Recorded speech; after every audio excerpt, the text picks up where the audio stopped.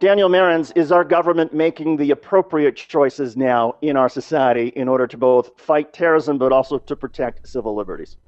No. I mean, David, there's a number of different questions that we need to be asking ourselves about some of the revelations this past week. First of all, it seems clear that the PRISM program, which is the internet data mining aspect of this program, has a considerably wider sort of reach in that it may actually be accessing a lot more of the actual content, the data, not just the metadata, in terms of the length of the call and the numbers that were called in the case of those Verizon phone records. And in fact, as the Washington Post reported, at the NSA headquarters in Fort Meade, Maryland, they're basically human analysts looking at selectors, terms that set off alarms for them, that there is at least a, quote, 51% confidence that in a target's foreignness.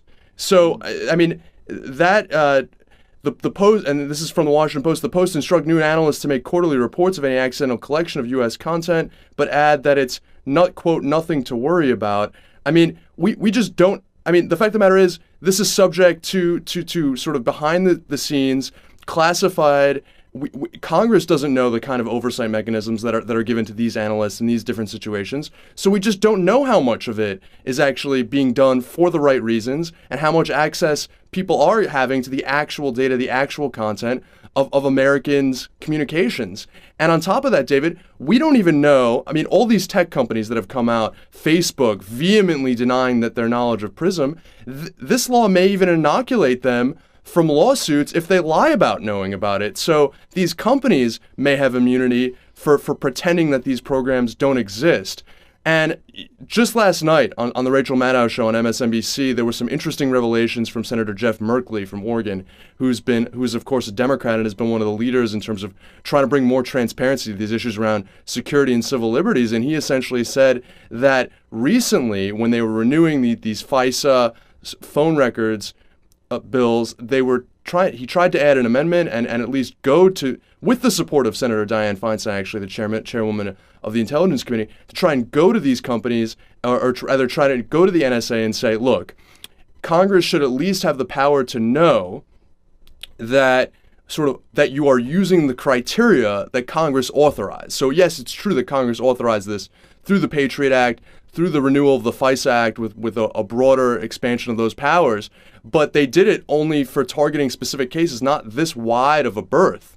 And certainly Congress, aside from members of the Intelligence Committee, it appears, many of them genuinely did not know about the PRISM aspect of this program. And so Jeff Merkley was essentially saying, we went to the NSA, at least tell us the criteria you're using, tell us how widely you're mining this data, and show us that you can create a system. Help us declassify this. That was actually the exact request. Declassify this so we can understand a little bit how you're going about doing this, and they refused that.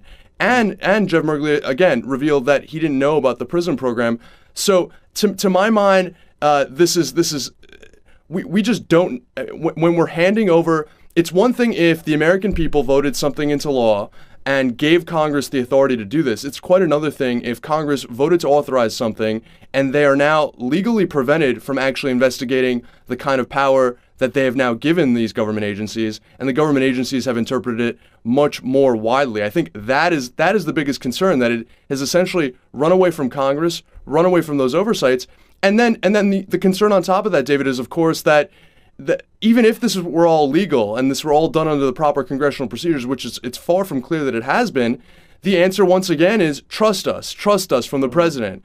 And we've seen, why should we trust the president if this has only coming to light now? If this were such an issue, why couldn't this be something that was at least out in the open, that this information needed to be leaked out? And the fact that they're now going after Glenn Greenwald and that they're going after whoever within the government leaked this shows that they haven't learned any of their lessons about transparency, and it's really, really frightening, actually.